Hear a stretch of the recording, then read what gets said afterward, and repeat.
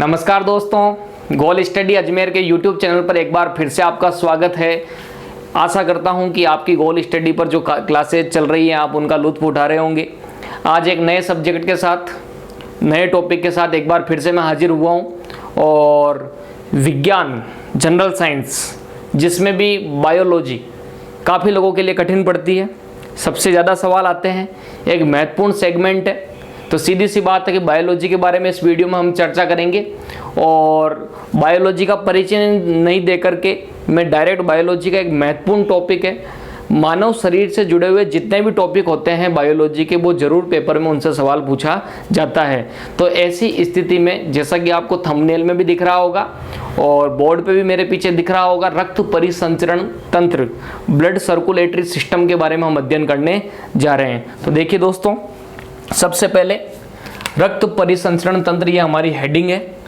अब मैं सीधी सी बात बताऊं तो परिसंचरण तंत्र जो होता है हमारा, जो ब्लड सर्कुलेशन सिस्टम होता है, इस परिसंचरण तंत्र के अंदर हम मुख्य रूप से एक तो रक्त व रक्त वाहिनियां,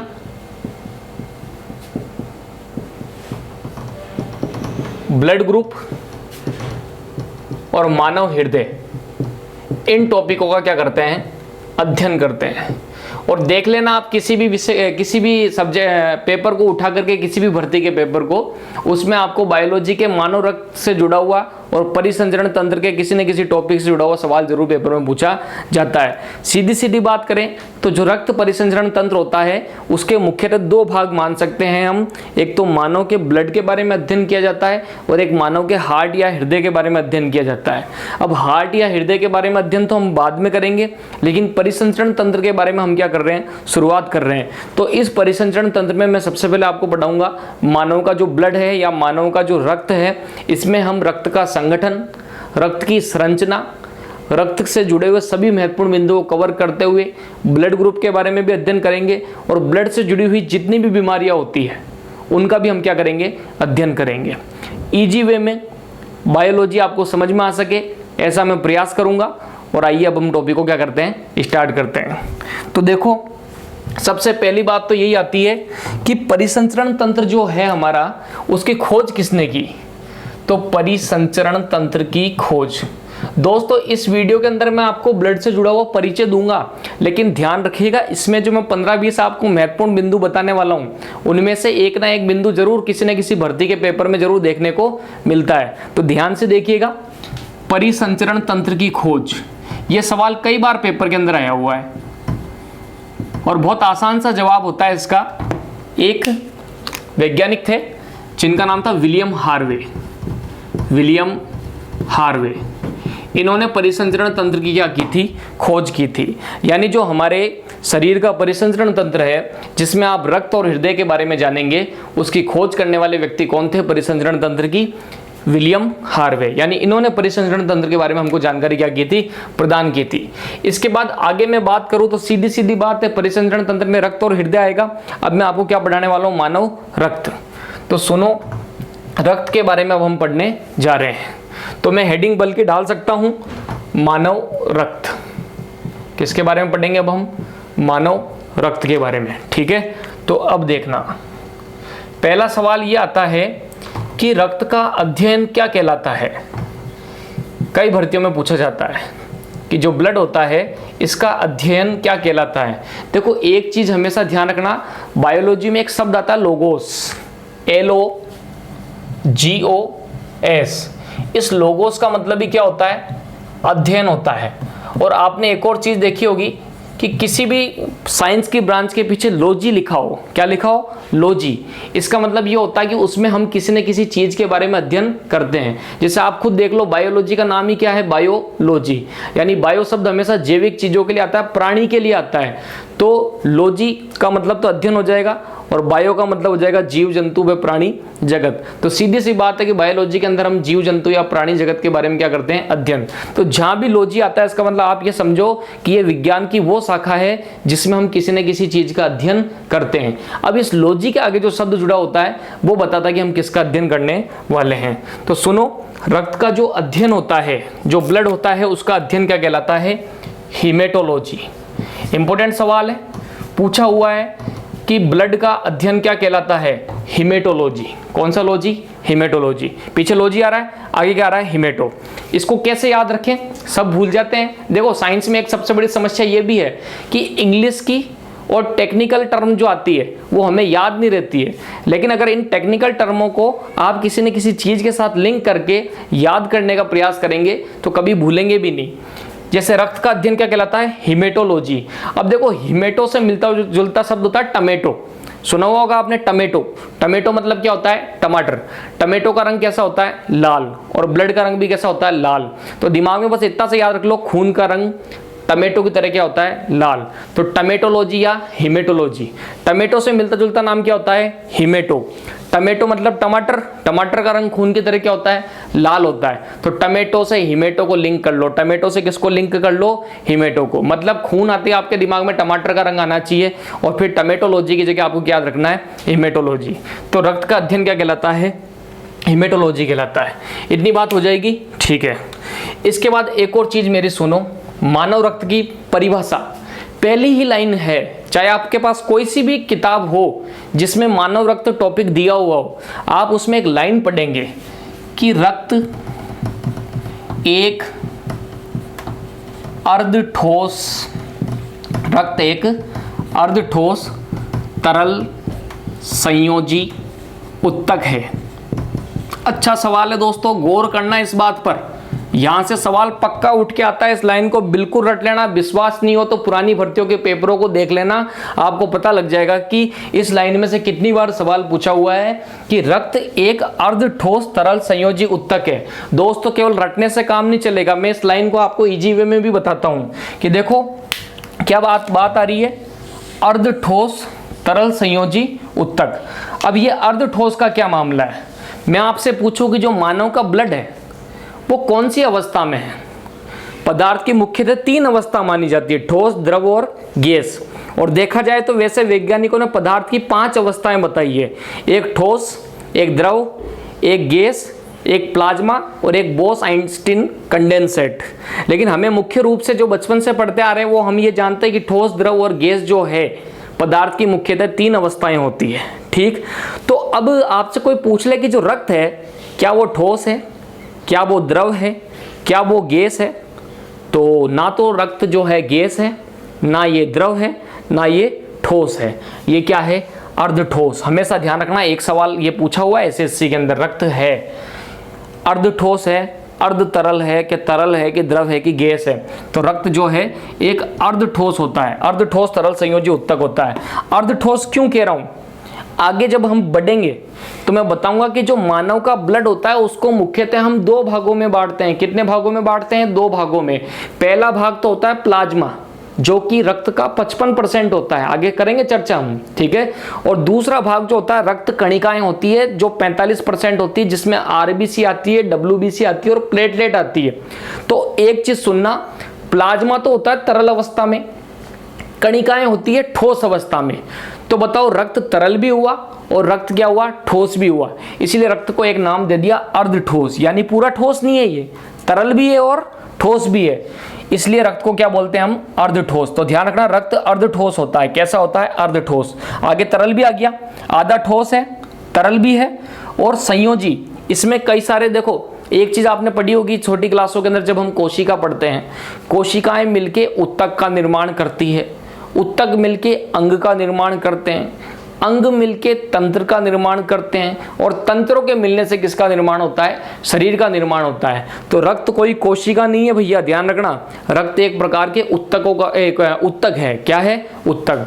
तो रक्त एक अर्धठोस तरल संयोजी उत्तक है। इस परिभाषा को याद कर लेना, रक्त अर्धठोस है, तरल भी है और एक संयोजी उत्तक है। ध्यान रहेगी बात, इंपॉर्टेंट लाइन थी।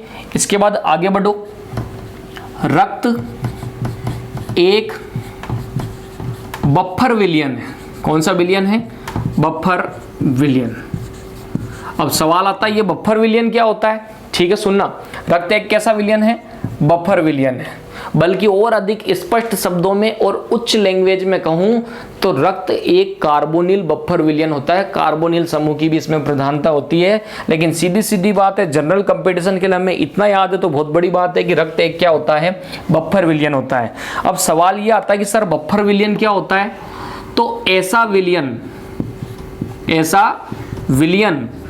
जो अपने पीएच के मान में परिवर्तन का विरोध करे।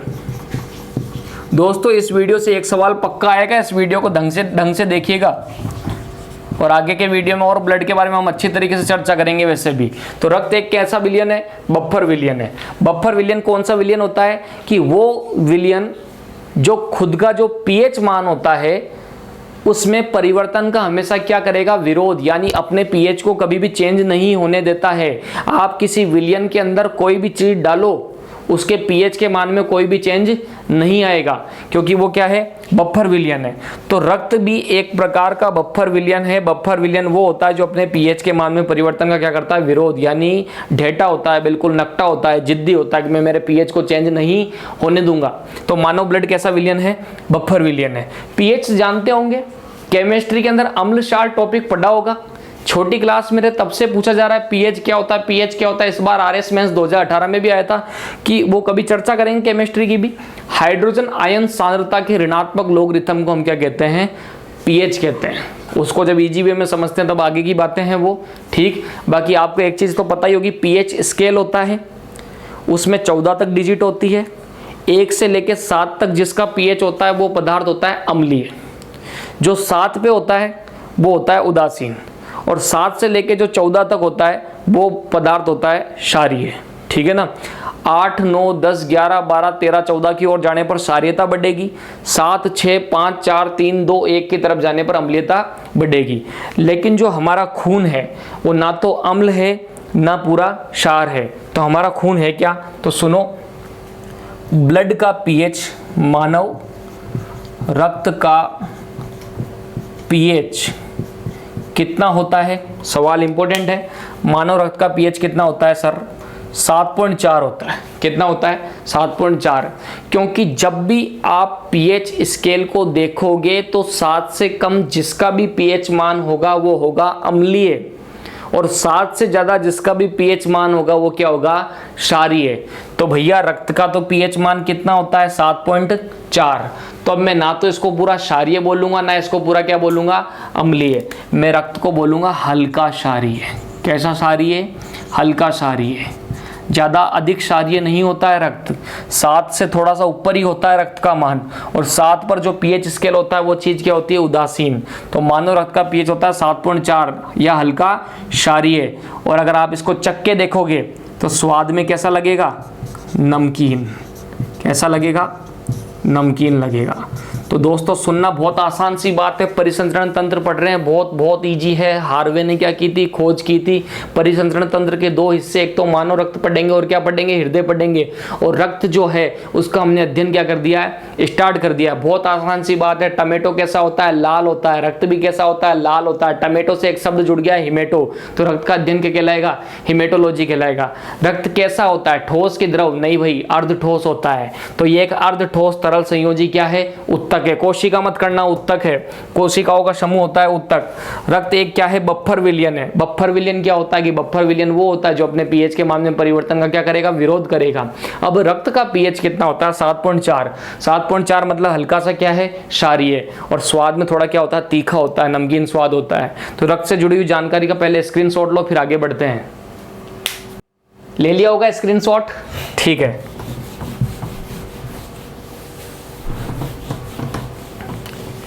अब देखो दोस्तों, अगर आगे बढ़े अपन तो एक बहुत महत्वपूर्ण सवाल है जिस पर हर कोई गौर भी नहीं करता है कि जो ब्लड का निर्माण है, ब्लड का निर्माण मानव की किस अवस्था में होता है।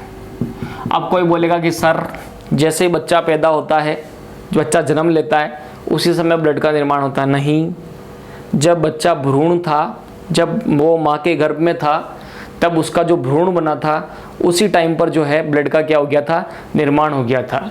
उच्च लेवल की जो परीक्षाएं हैं जैसे एसएससी सीजीएल वगैरह, उनमें काफ़ी डीप पूछा जाता है। उम्मीद करता हूँ पटवारी जैसे में भी पूछा जाएगा। आरएसआईएस लेवल का भी सवाल है कि ब्लड का निर्माण भ्रूण की कौन सी अवस्था में होता है। देखो भ्रूण का निर्माण एक दिन में नहीं होता, ये बात आप भी जानते हो, 9 महीने लगते हैं। तो सीधी सी बात है कि जो भ्रूण से शिशु बनता है उस पूरी प्रोसेस में कई अवस्थाएं होती है, लेकिन एक अवस्था होती है जिसको बोलते हैं मीजोडर्म अवस्था। कौन सी अवस्था? मीजोडर्म। बहुत बहुत इंपॉर्टेंट है। ब्लड का निर्माण भ्रूण की मीजोडर्म अवस्था में होता है। कौन सी डर्म? मीजोडर्म। इंपॉर्टेंट है। ब्लड का निर्माण भ्रूण की मीजोडर्म अवस्था में होता है। हो गई इतनी बात। दोस्तों आज हम ब्लड के परिचय के बारे में अध्ययन कर रहे हैं, तो ब्लड का निर्माण भ्रूण की कौन सी अवस्था में हो जाएगा? मीजोडर्म। अब इसका अलावा अगला सवाल है, मानव में ब्लड की मात्रा कितनी होती है? देखो कई किताबों में डाटा गलत लिखा होता है, इस डाटा को आप एकदम सही मानिएगा कि मानव में ब्लड की मात्रा कितनी होती है। तो दोस्तों मानव में जो ब्लड की मात्रा है वो 5 से 6 लीटर मानी जाती है। कितनी लीटर मानी जाती है? 5 से 6 लीटर मानी जाती है। कोई भी हो, जो एक सामान्य पुरुष है या सामान्य महिला है। हाँ एक और चीज़ बता दूं, लेकिन महिलाओं में आप भी जानते हैं पुरुषों की तुलना में रक्त क्या होता है? कम होता है। महिलाओं में पुरुषों की तुलना में आधा लीटर रक्त कम होता है। आधा लीटर रक्त क्या होता है? कम होता है। किसमें? महिलाओं में। तभी तो आप देखना ना, एनीमिया जो रोग होता है ब्लड की कमी से, अक्सर वो किसमें होता है? महिलाओं में ही होता है। आगे चर्चा करेंगे एनीमिया के बारे में बहुत ढंग से, सब बात बताऊंगा कि आंगनवाड़ी वगैरह में आयरन की दवा क्यों दी जाती है, महिलाओं के लिए सरकार ने ब्लड को और पोषण को सुरक्षित करने के लिए सरकार ने कौन सा अभियान चलाया, सारी चर्चा, करंट को भी साथ में लिंक करके चलेंगे, ठीक है, क्योंकि आजकल बायोलॉजी में भी करंट पूछी जाने लगी है। तो मानव में ब्लड की मात्रा 5 से 6 लीटर होती है, लेकिन ध्यान दीजिएगा महिला जो होती है उनमें पुरुषों की तुलना में आधा लीटर रक्त क्या होता है? कम होता है। ध्यान रहेगी ये बात, ठीक है। आपने देखा होगा गांव में कई डोकरियां बोलती है हमारा तो खून बढ़ गयो, हमारा खून पी गया। एक चीज हमेशा ध्यान रखना, कभी भी कोई भी आदमी कमजोर होता है ना, इसका मतलब ये नहीं कि उसमें रक्त कम होता है। आप क्योंकि एक मोटा आदमी आ रहा है और एक पतला सा आदमी है, कह दो कि इसमें तो रक्त ज्यादा है उसमें रक्त कम है, नहीं भाई, रक्त सब में 5 से 6 लीटर ही होगा। वो बात अलग है कि किसी में हीमोग्लोबिन कम होता है, किसी में ज़्यादा होता है। हीमोग्लोबिन का कम होना और ज़्यादा होना मैटर करता है, रक्त की मात्रा तो सब में बराबर सी होती है, ठीक है ना। तो कोई भी कहे ना कि मेरा खून सूख गया, मेरा खून बढ़ गया, कुछ नहीं हुआ भाई, ये मन का क्या है? वहम है। तो मानव में रक्त की मात्रा कितनी होगी? 5 से 6 लीटर, लेकिन महिलाओं में पुरुषों की तुलना में आधा लीटर क्या होता है? कम। मानव शरीर के भार में, सुनना इंपॉर्टेंट बात, मानव शरीर के भार में रक्त का प्रतिशत कितना है, यानी अपने खून, बॉडी का जो वजन है उसमें खून का प्रतिशत कितना होता है? 7 से 11%। कितना होता है? 7 से 11% होता है। ध्यान रहेगी क्या ये बात? ठीक है।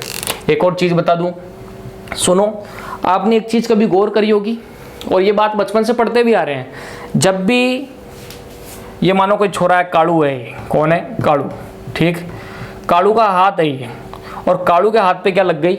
चोट। और जब भी कालू के हाथ पर चोट लगेगी तो सीधी सी बात है कि वो हाथ को पपोड़ेगा, थोड़ी देर तक उसको क्या करेगा? दबाएगा, ठीक है ना। जब चोट लगने पर हाथ को दबाएगा, उसमें से खून आना थोड़ी देर बाद में क्या हो जाएगा? बंद हो जाएगा। हम देखते हैं कि 4 से 5 मिनट बाद, चोट लगने के 4 से 5 मिनट बाद आपकी बॉडी से रक्त आना क्या हो जाता है? बंद हो जाता है, क्योंकि जो प्लेटलेट होती है या बिंबाणु होते हैं, या जिसको अपन थ्रोम्बोसाइट भी कहते हैं, या फाइब्रिनोजन नाम की जो प्रोटीन आएगी, उसके द्वारा आपके रक्त का क्या बन जाएगा? थक्का बन जाएगा। अभी मैं एक चीज बताना चाह रहा हूं, आगे ढंग से जब प्लेटलेट पढ़ेंगे तब बताऊंगा, अभी बस इतना सुन लो। अपने को पता है जनरली कि प्लेटलेट या जो बिंबाणु होता है उसके द्वारा खून का क्या बनता है? थक्का बनता है, और कालू का खून आना क्या हो जाता है? बंद हो जाता है। लेकिन मेरी बात सुनो, क्या कभी आपने गौर किया क्या? फालतू लोग रटाते जाते हैं, आप रटते जाते हो। साइंस को इजी वे में पढ़ना चाहिए। आजकल सवाल डीप में भी आने लगे हैं कि एक बात बताओ, खून के अंदर बिंबाणु होता है, बिल्कुल एग्री करते हो ना कि हाँ बिल्कुल होता है सर? प्लेटलेट होती है, प्लेटलेट या बिंबाणु, हाँ क्या होता है? तो मेरी बात सुनो, जब भी अपने खून आता है तब अपने थक्का जम जाता है, ठीक। तो वो जो प्लेटलेट या बिंबाणु होता है जिसने थक्का जमाया है, वो मानव की जो रक्त वाहिनियां हैं उनमें थक्का क्यों नहीं जमाता है? देखो प्रकृति की व्यवस्था कितनी बढ़िया है। जो प्लेटलेट या बिंबाणु चोट लगने पर थक्का जमा रहा है, वो अंदर खून की नलियों में थक्का क्यों नहीं जमाता है? इसका एक जवाब है, बहुत बहुत इंपॉर्टेंट सवाल है, कई बार पूछा हुआ है कि अपनी जो रक्त वाहिनियां हैं उनमें खून नहीं जम पाता है। इसकी सबसे बड़ी वजह क्या है? क्योंकि प्लेटलेट तो अंदर भी खून जमा कर सकती है। इसके लिए भगवान ने एक व्यवस्था करी है हिपेरिन नाम की। बहुत बहुत इंपॉर्टेंट सवाल है। क्या नाम है? हिपेरिन। क्या होता है ये हिपेरिन? एक प्रतिस्कंदक पदार्थ है। इंपॉर्टेंट, एक प्रतिस्कंदक पदार्थ जो रक्त वाहिनियों में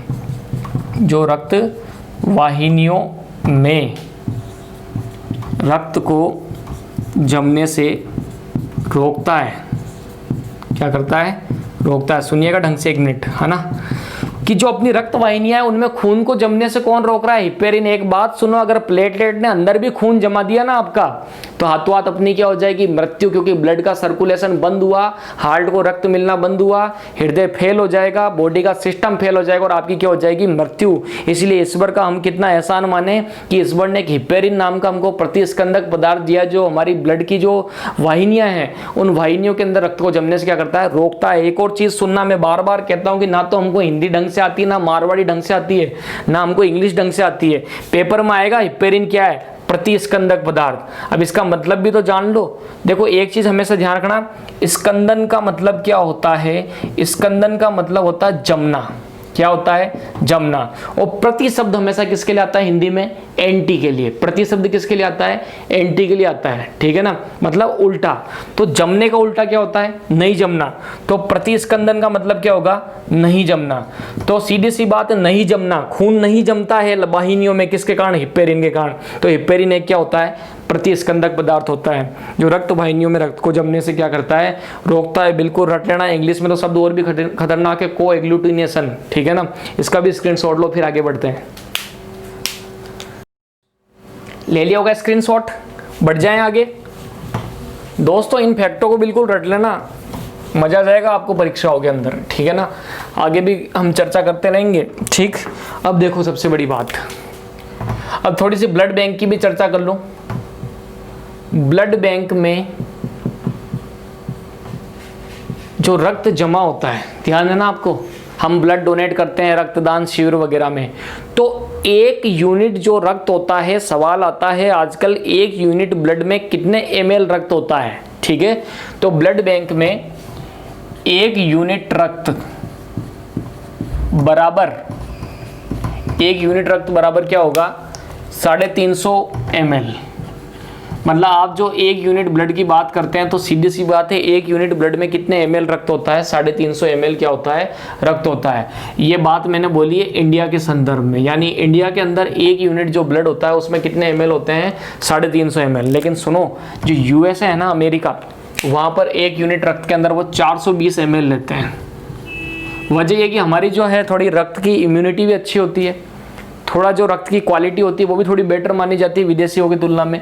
तो 420 ml यूएसए, अमेरिका वगैरह में एक यूनिट रक्त जो होता है उसका ml कितना होता है? 420 ml। स्टैंडर्ड है ये भी। और मानो इंडिया में जो एक यूनिट रक्त की मात्रा है वो कितनी मानी जाती है? 350 ml मानी जाती है। अब अगला सवाल आता है, ब्लड बैंक में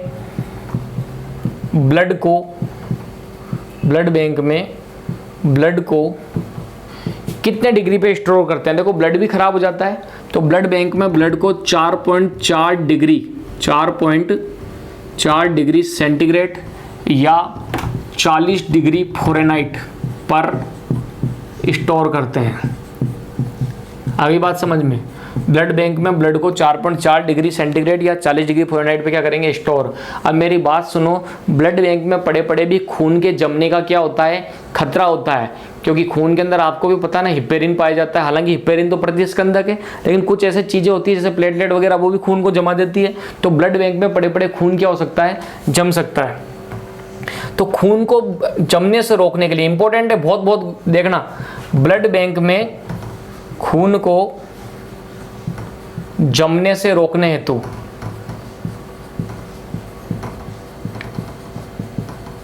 अब यहां पर कृत्रिम तरीके अपनाए जाएंगे। हिपेरिन भी काम नहीं आ रहा है। यहां ब्लड बैंक में खून को जमने से रोकने हेतु बहुत बहुत इंपॉर्टेंट सवाल है, EDTA, कैल्शियम ऑक्सलेट या कैल्शियम ऑक्सलेट जिसे कहते हैं हम, केमिस्ट्री वाले तो जानते हैं इसके बारे में खूब। ठीक है ना, सोडियम साइट्रेट, सोडियम साइट्रेट या फिर कैल्शियम डेक्सट्रेट का क्या होता है, प्रयोग होता है। यानी इन सब चीज़ों में से किसी भी चीज़ को आप ब्लड बैंक के अंदर ब्लड में स्टोर करते टाइम डाल दो, वो खून जमेगा नहीं और लंबे समय तक उपयोग में आने लायक रहेगा। और सबसे बड़ी बात, ये जो EDTA दिख रहा है ना आपको, केमिस्ट्री वाले तो जानते भी होंगे और कई बार इसका सवाल बार बार आता है और बड़ी भर्तियों में कई बार पूछा गया कि EDTA का पूरा नाम क्या है। इसको रट लेना, बहुत इंपॉर्टेंट है। EDTA ethylene diamine tetra acetate, tetra acetate किसका पूरा नाम है, EDTA का। ठीक है, इतनी बात आ रही समझ में। एथिलीन डाईएमीन टेट्रा एसीटेट किसका नाम है, EDTA का। EDTA calcium oxalate, sodium citrate और कैल्शियम डेक्सट्रेट का प्रयोग क्या होता है, ब्लड बैंक में ब्लड को जमने से रोकने हेतु। तो दोस्तों, ब्लड का सामान्य परिचय जारी है, ये पहला वीडियो है। इसमें मैंने आपको परिसंचरण तंत्र को स्टार्ट किया है और रक्त का सामान्य परिचय देने की कोशिश की है। तो वीडियो को अधिक से अधिक लाइक कीजिएगा, शेयर कीजिएगा, सब्सक्राइब कीजिएगा। अगले वीडियो में रक्त के बारे में और चर्चा करेंगे। धन्यवाद।